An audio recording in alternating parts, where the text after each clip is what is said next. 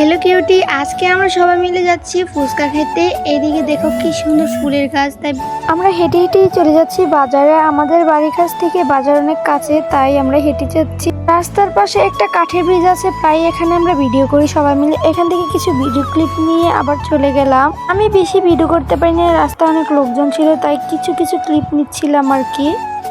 এই যে আমরা সকলে হাঁটতে হাঁটতে চলে এসে পড়েছি ফুচকার দোকানে। আসার পরে আমাদের দিয়ে দিল 3 প্লেট ফুচকা। এখন আমরা 3 ফ্রেন্ড মিলে খাবো আর কি।